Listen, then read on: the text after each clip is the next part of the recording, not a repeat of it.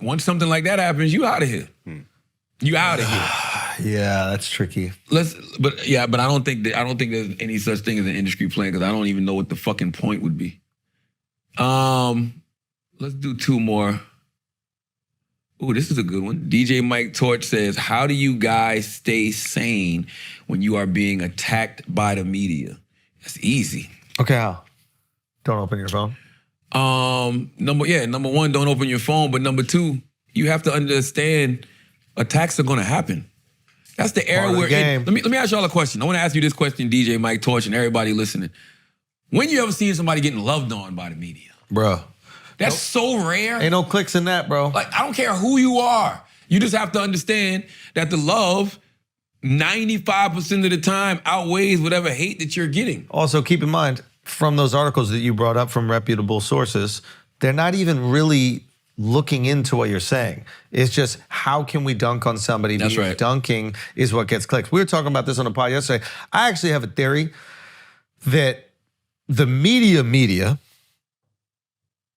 has a certain amount, the people that work there, the journalists, might have a certain amount of impressions they have to hit in the same way that a cop has a certain amount of tickets they have to give out. Abso-fucking-lutely. So I would love to see somebody do a study where they track the most salacious hit pieces to the end of the quarter when they need to hit their impressions. And I bet you, this is what I'm assuming, I bet you towards the end of the quarter when you need to see the impressions, all of a sudden here comes the Elon Musk hit piece. All of a sudden here comes the Charlamagne hit piece, the Rogan hit piece. All of a sudden here comes the Dave Portnoy hit piece. The people that they know that they can get clicks out of, that are guaranteed clicks. Kanye West. The Kanye West, Kanye doing it to himself, but sure. But it's like, they're like, oh, I need to get my impressions. Here I can go to the well. That's why the best thing to do sometimes, if you're a person that's being attacked, don't acknowledge it because of exactly what Show said. Yeah. Because, all right, you put that out there, you're gonna get your shit, but I'm not gonna put no fuel on this fire. You're not gonna get no clicks from me being able to say Charlamagne responds to such and such. I respond to shit that benefits me. You know what I'm saying? And sometimes it might benefit you to clear the air, right? Never. See, I disagree. Yeah. I think Never. I think that like with Portnoy, right? He will go back 100% on anybody who says anything about him, right? But the angle that he's going with is, I have to rectify the image of me that they have now tainted.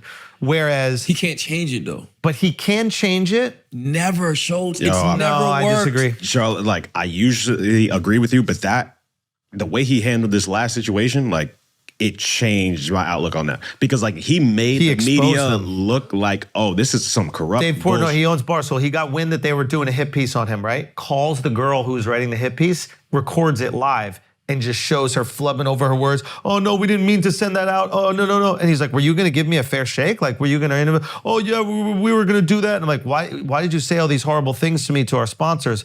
That's just a journalistic tactic because we wanted to elicit a type of response, like exposes their whole game. Sure, and I'm not saying that's wrong, but there's plenty of people out there who feel like Dave Portnoy is racist.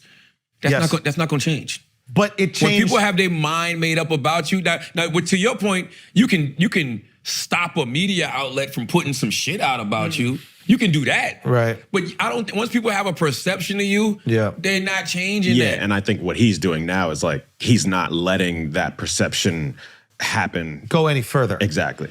It's going to happen regardless. So the people that are going to hate you are going to hate you 100%, Yeah. but at least the people that know you can consume your side of the story.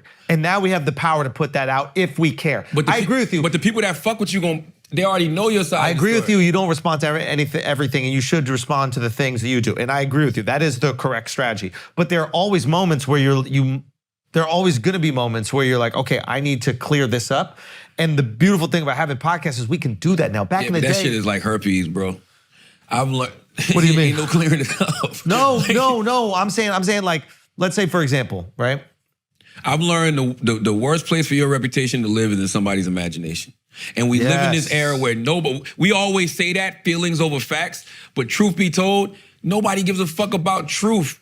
How I feel about Andrew Is all that Schultz matters. is how I feel. No, I don't care what y'all say. Yep. He's this. Oh, no, I don't care what you say about Charlamagne. He's this. Yep. Like, once people have their mind made up, their mind is made up, and there's nothing you can do to change it. I actually laugh at people who are master manipulators who put certain narratives out there about people, and then people on the internet run with it. I'm not even joking. I sit back at home and I laugh my ass off. And to answer Mike Torch's question again, the reason it don't bother me, because I know the truth about me. That's the other thing. The more that you know the truth about you, I think the specific question, what was it? How do you guys stay sane? Well, I think the first thing is, if you're being accused of anything or people are painting you in a certain light, do they have any validity? If they don't, then you're good. And if they're portraying you in a certain way, make sure you know why you said that thing and you can defend why you said that. Once you know why you said it and you can defend it to yourself. That's right. For me, I realized it's easy, because the second I ever get asked it, slam dunk, Andrew, free throw line. Nobody knows you like you. That's it. Yeah. Nobody knows me like me. So not to rehash this, and I know it wasn't the media, but let's say with the Remy Ma situation, the guy puts out some or alludes to her cheating. If she doesn't say anything, now everybody's just running wild with this thing. Alex, let me and ask you a question. people are already running wild with it, but I think it helps the fact that at least she's come out and said this is a lie. Because if she was quiet about it. Two things about that. Number one, even if she says it's a lie, it's gonna be a whole bunch of people that say no, she's lying. But Bro, number two, I did see that too. Who is that for? The only person she owes any explanation to is her husband. But you think if she don't say nothing? Who is that for though, Alex? Yeah, but her husband might also care what people think. It's very normal for people to care what other people think. That we are communal creatures, and our reputation within the group is always going to be valuable to us. So, But what if he doesn't though? and if he doesn't, that's beautiful, and that they have a very strong love, and that's awesome. The thing that what you were saying is, sometimes, or to back up Charlamagne's point, is like, even when she came out and said, nah, that's just battle rap, they're just doing whatever.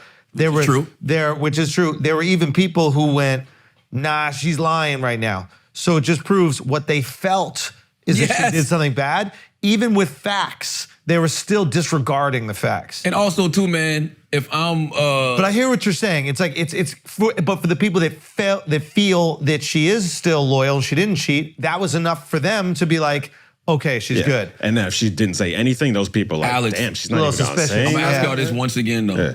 Who is that explanation for? That's the other thing. We don't owe nobody, none of these motherfuckers an explanation about if your husband or significant other feels embarrassed and they want that to be clarified. Let me ask you a question. God forbid. Don't even say it. Yeah. Right. Don't even say it. Look at Dylan Dennis and Logan Paul and all the stuff Dylan Dennis is putting out about Logan Paul's fiance. Like, he needs to come out and say something, because I'm sure that's affecting their house back at home. He's selling a fight.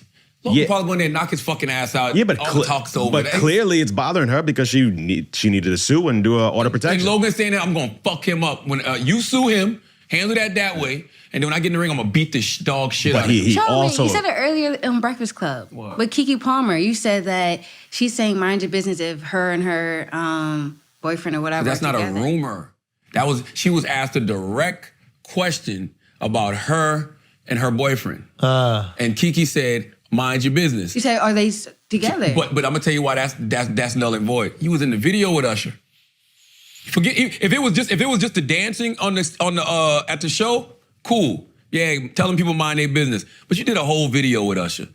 Did your man feel a way about that? That's a valid question. I think that's a very valid question. But to say this, I would come back around about this. If your woman cheated on you, would you care more about whether if there was a rumor that your woman cheated on you, would you care more about did she actually cheat on you or what everybody thought about it? Of course, if it actually happened. Exactly. Yeah. Once I know the truth, I don't give a fuck what y'all motherfuckers think.